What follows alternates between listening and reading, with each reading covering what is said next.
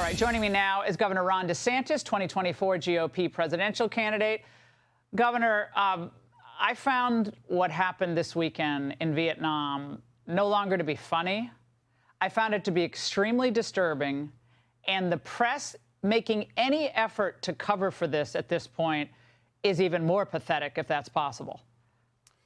Well, look, I mean, this is a guy that's stumbling around the world stage. He's projecting weakness. I think our enemies have already taken advantage of that. It's likely to invite even more problems around the world. And so, you know, it's sad. But I think it's obvious that he's been struggling for quite some time. And you're right. The corporate press is going to do whatever they can to run interference for him. And I also look and think about who's waiting in the wings with Kamala. And I think you're right in terms of the aptitude, even though she's a lot younger. I think she's basically been his impeachment insurance, because people know no matter how bad Biden is, nobody wants Harris. And that's just the reality. And that's a sad situation America finds ourselves in. Meanwhile, our country is in a state of decline. I mean, we see it across the board in terms of our strength abroad, our economy here at home, our culture, our education system, and Biden's really been the custodian of that decline.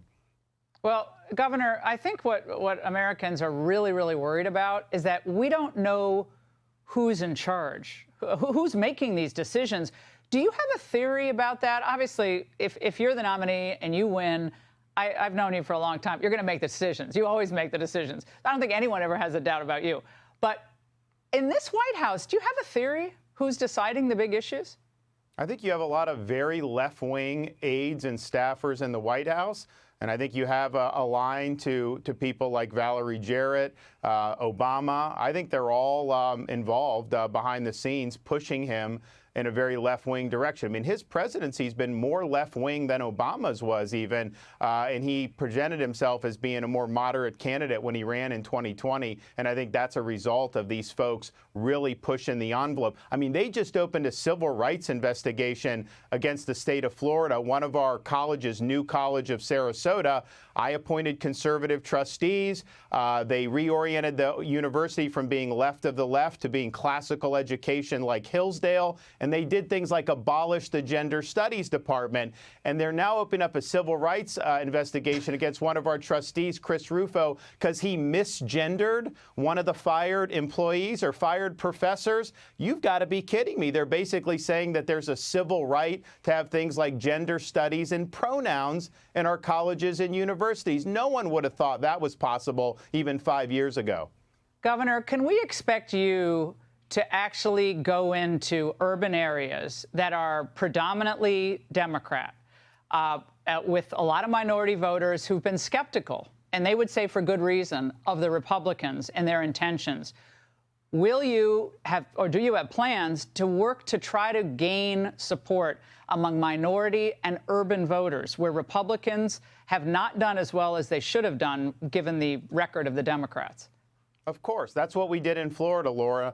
I won Miami-Dade County, which is our most urban county, 2.8 million people. That's more than some states have in population. 70% Latino, also strong African-American. We won it by double digits. A Republican hadn't won it in many, many years. We also won counties like Palm Beach, which a Republican hadn't won in 40 years. And so some of the most heavily urban counties, we were winning in Florida. And so I think the formula is, one, don't pander to people and try to divide them on ethnicity. Treat them and us as Americans. We all want the same things. Low crime. We will crack down on crime nationally with these Soros-backed prosecutors. I did it in Florida. I'll do it nationally. The border and immigration. Illegal immigration is having a devastating effect on a lot of these urban areas. People are flooding their school systems and hospitals. I'm going to shut the border down. We'll build a wall, and we're going to use lethal force against the Mexican drug cartels, leaving them stone cold dead at the border if they're trying to bring fentanyl in. And then education, Laura. We're doing school choice in every inner city in this country. We did it in Florida.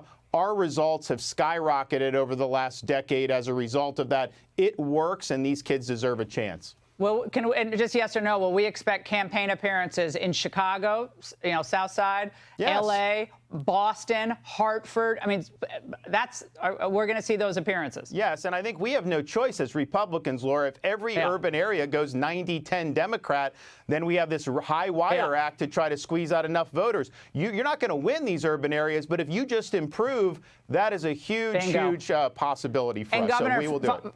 Final question. Biden spoke in Alaska on his way back from the G20 summit on 9/11 today. You're in New York City.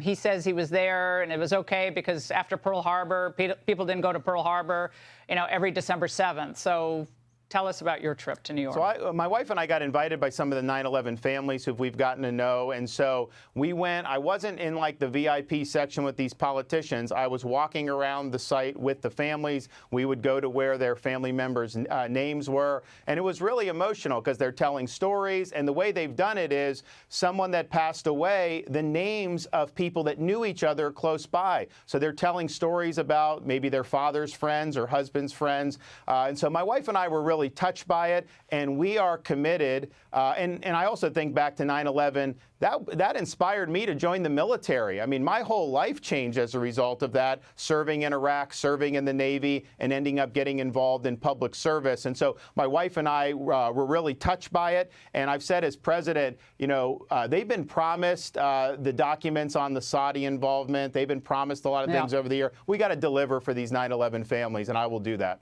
Hey, Sean Hannity here. Hey, click here to subscribe to Fox News YouTube page and catch our hottest interviews and most compelling analysis. You will not get it anywhere else.